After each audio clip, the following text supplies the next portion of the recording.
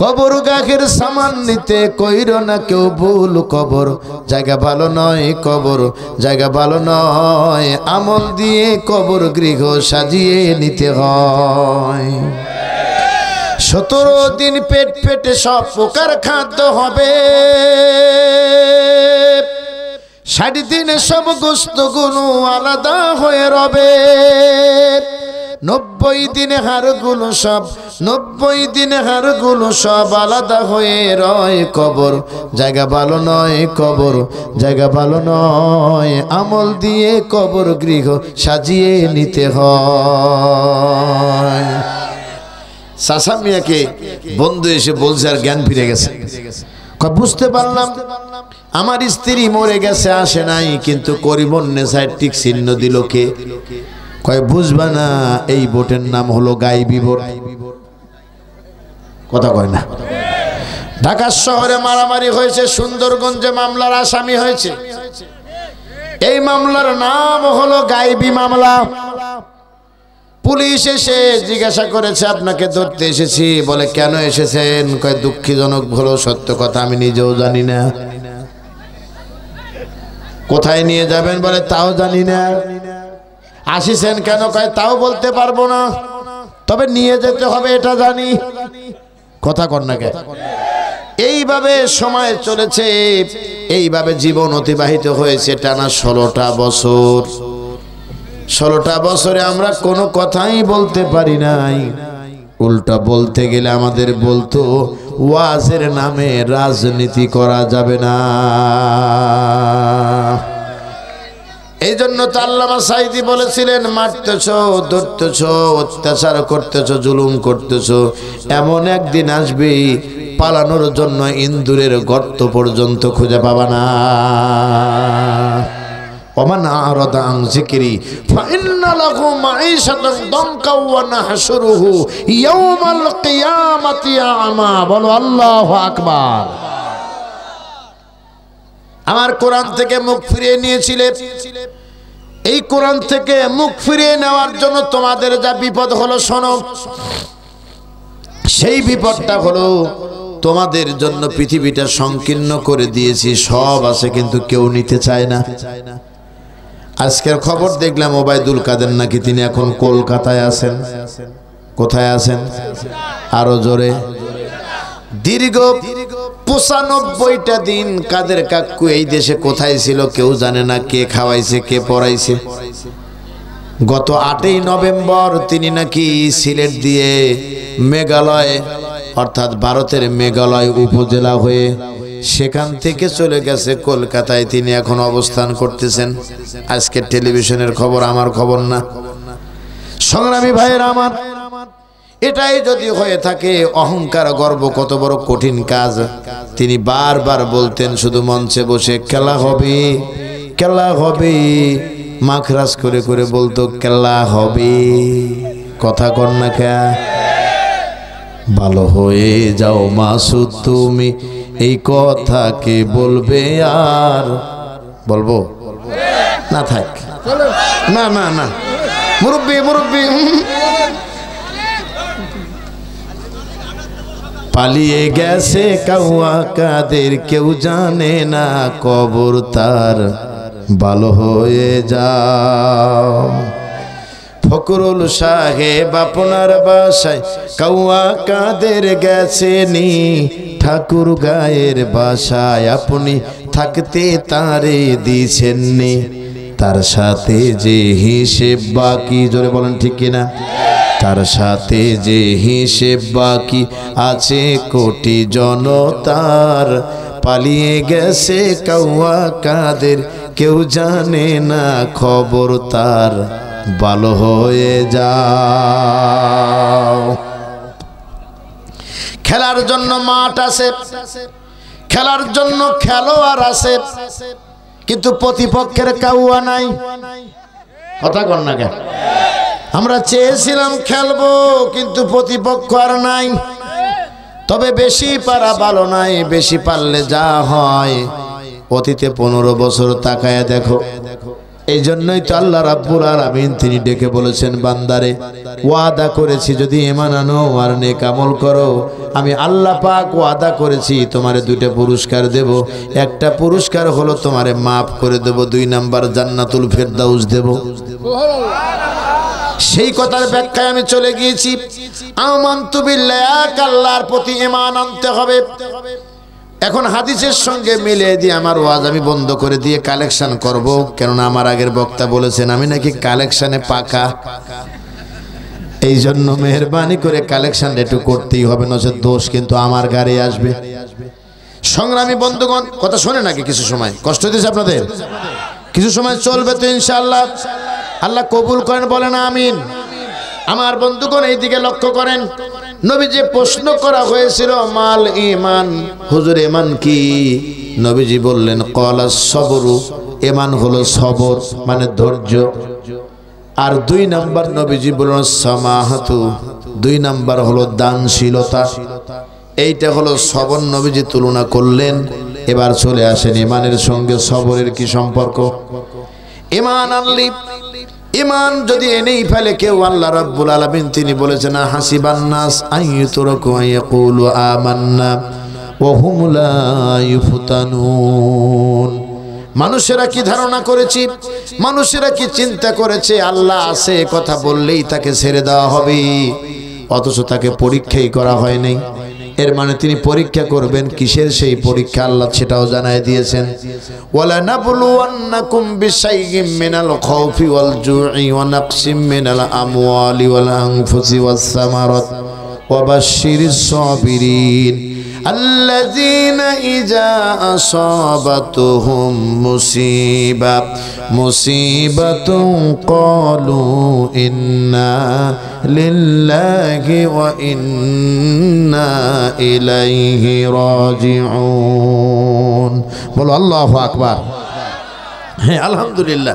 সংগ্রামী ভাইয়েরা আমার, যিনি আসবেন তিনি বসবেন, বিতর্ক করবেন না, কেননা এই বক্তার চোখ চলে যাচ্ছে আপনার দিকে, আপনি গুনাহগার হয়ে যাবেন যদি এই বিষয়ে কোনো প্রবলেম হয়ে যায়।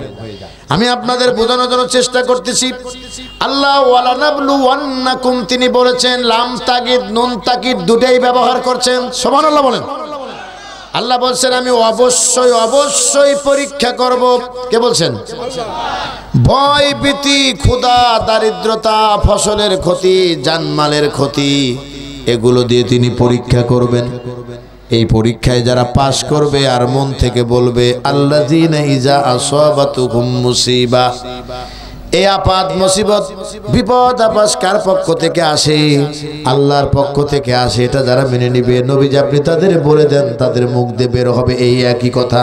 তারা বলবে ক্বালু ইন্না লিল্লাহি ওয়া ইন্না ইলাইহি রাজিউন। বরং তারা বলবে আমরা আল্লাহর কাছ থেকে এসেছি এবং আমরা আল্লাহর কাছেই ফিরে যাব। সুবহানাল্লাহ বলুন। সংগ্রামী ভাইয়েরা আমার, সবরের পরীক্ষা দিব। ঈমান কেউ যদি গ্রহণ করে, পৃথিবীর আবহমান কাল থেকে যারাই সত্যকে গ্রহণ করেছে তারাই বিপদের সম্মুখীন হয়েছে। কথা বলেন ঠিক কিনা? বিপদের সম্মুখীন হয়েছে। আমাদের নবী থেকে শুরু করে আমরা ওই দিকে না যাই। আল্লাহর নবী মানবতার পরম বন্ধু, তিনি কালেমার দাওয়াত দিলেন। দীর্ঘ 13টা বছর তার অত্যাচার নির্যাতন করলো মক্কার জমিনে। কেমন অত্যাচার করেছে কয়েকটা পয়েন্ট আপনাদের বলি, কাহিনী বলবো না।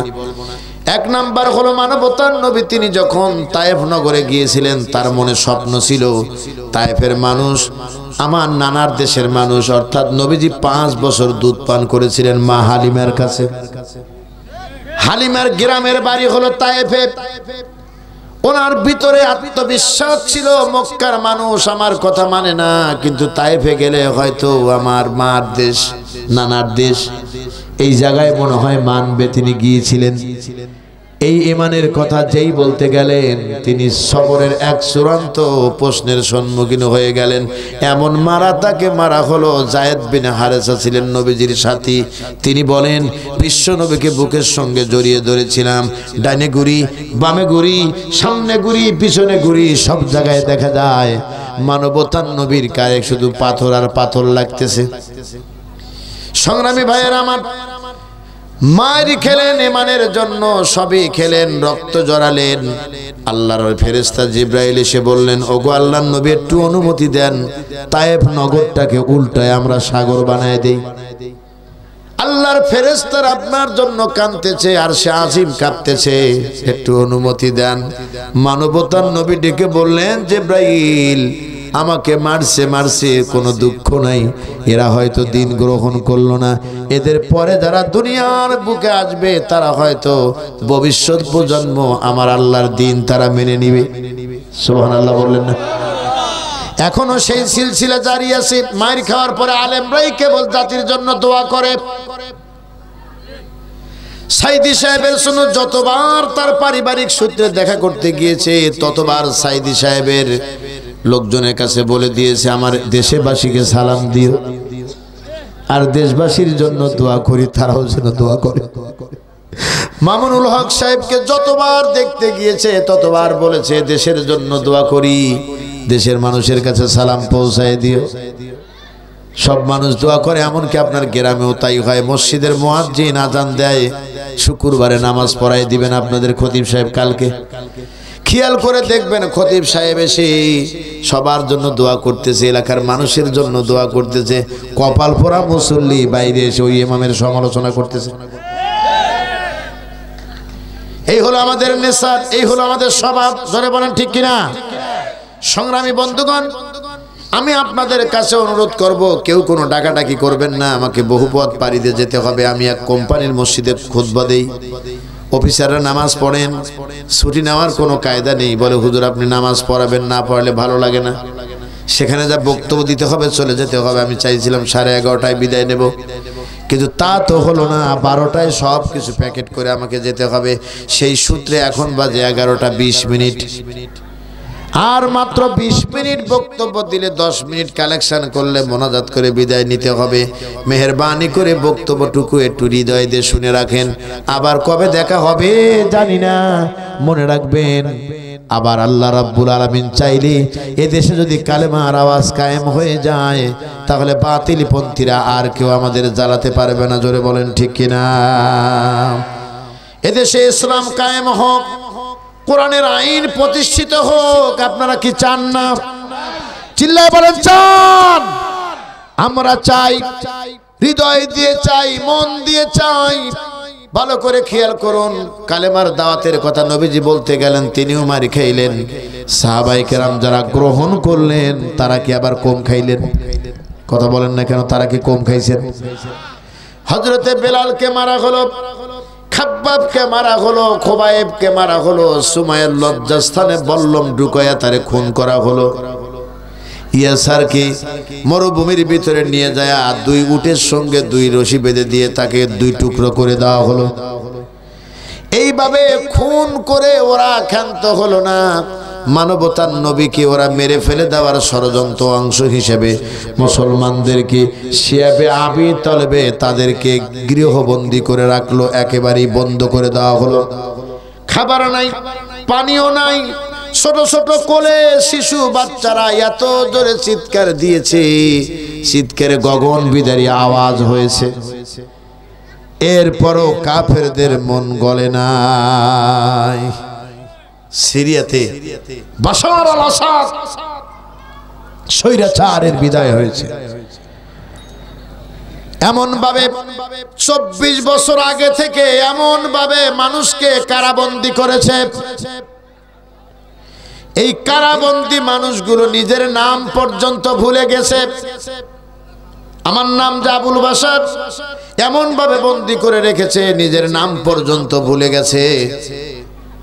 এমনকি এক কবরের ভিতরে সন্ধান পেয়েছে প্রায় লক্ষাধিক মানুষকে এক গণ কবরে দিয়েছে। মহিলাদেরকে সেনাবাহিনী দিয়ে বাশার আল আসাদ এমন ভাবে দর্শন করেছে, তাদের পেট থেকে অবৈধ সন্তান জন্ম নিয়েছে। কে তার বাবা কেউ জানে না। এইভাবে অত্যাচার জুলুম যখন চলতেছিল, আল্লাহ পাক ডেকে বলে, আমি সার দেই কিন্তু ছেড়ে দেই না। জোরে বলেন ঠিক কিনা? স্বৈরাচারিণী। আজকে আবার একটা নিউজ শুনলাম, আন্তর্জাতিক আদালত থেকে প্রসিকিউটর তাজুল ইসলাম বলেছেন, আজকে নিউজ শুনবেন, আমার দেশেও নাকি এমনও কিছু কর্মকর্তা ছিল যারা মানুষদেরকে কোনো রকমের ব্যথানাশক ওষুধ না দিয়েই 2 ঠোঁট সেলাই করে দিয়েছে যাতে কথা বলতে না পারে। তুরাগ নদীতে পেট কেটে মানুষকে নদীতে ভাসায় দিয়েছে, অত্যাচার জুলুম নির্যাতন করেছে, আয়না ঘরে মানুষকে আলেমদের নিয়ে উলঙ্গ করেছে। আল্লাহ পাক ডেকে বলেছে আমি আল্লাহ রাব্বুল আলামিনের কাছে মাজলুমের দোয়া মঞ্জুর হয়ে যায়। এখন তারা কোথায় আছে কোনো খোঁজ খবর নাই। কেউ বলতেছে এটা অন্যায়, এটা অন্যায়, এটা অন্যায়, ওটা অন্যায়। আল্লামা সাঈদী বলেছিলেন এইভাবে যে তোমরা অত্যাচার করো, একদিন যেদিন ক্ষমতা থাকবে